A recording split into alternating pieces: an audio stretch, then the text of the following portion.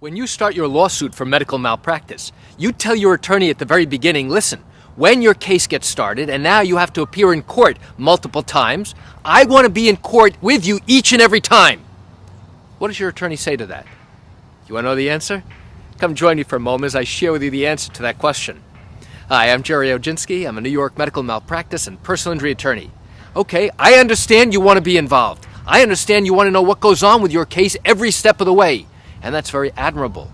And you'll find that the very best attorneys are going to keep you informed about everything that goes on, even behind the scenes. That's ideally what you want. But now you're taking it one step further.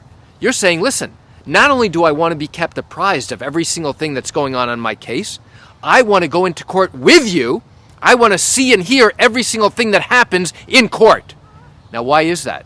Well, you might have various reasons for why you want to do that. Maybe you don't trust the legal process. Maybe you don't fully trust your attorney. And now you turn around and say, listen, I want to be in court with you every step of the way. I want to hear what the judge says. I want to hear what the defense attorney has to say. And the only way I'll be satisfied is if I am in court with you every single time. Here's the reality. Since you are the litigant in this case, since you are the person who is bringing a lawsuit, trying to get money as a form of compensation for all the harms and losses and damages you incurred, you actually have a legal right to be in court each and every time we appear for a conference in court. So you have that legal right. Now you should know that the general public also has the right to be in the courtroom at any time.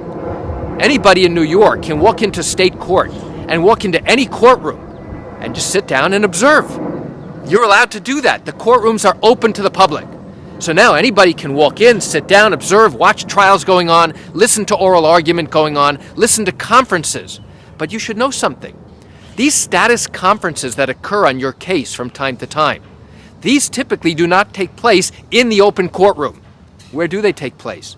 They usually take place in the judge's chambers, behind the courtroom, or on a different floor.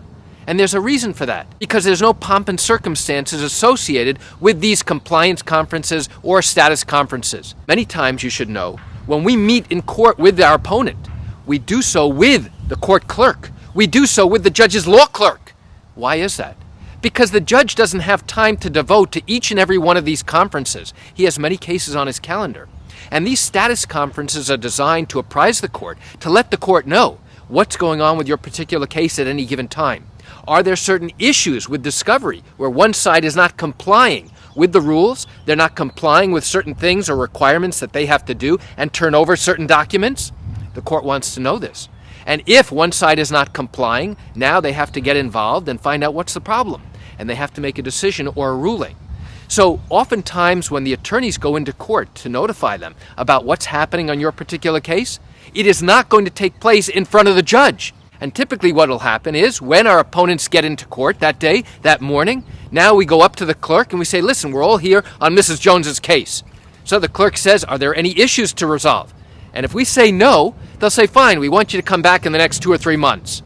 If there are issues to be resolved, we'll try and resolve it with the judge's law clerk. If we still cannot resolve it with the judge's law clerk, now we will ask to see the judge.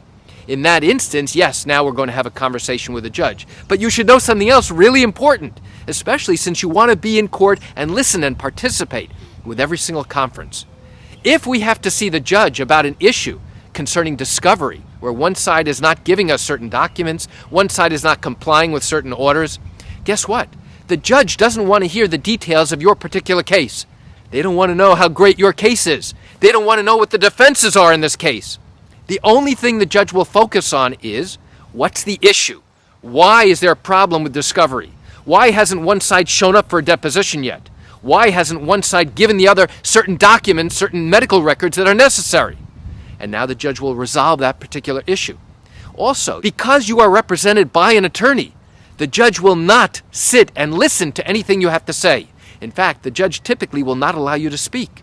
So if you are going to participate, and if you insist on coming into court for these conferences, and now you join your attorney in chambers, now the defense lawyer's there, the judge is there, you are there, the judge is not going to allow you to talk. Why? Because you have an attorney to talk for you. That's why you hired an attorney. So, can you come into court each and every time? The answer is yes, you can. Should you do it?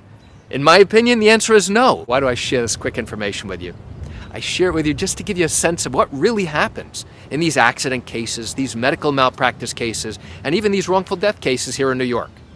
You know, I realize you're watching this video because you have questions or concerns about your own matter.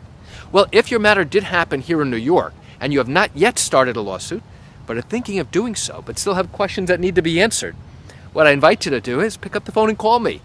You know, I answer questions like yours every single day, and I'd love to chat with you.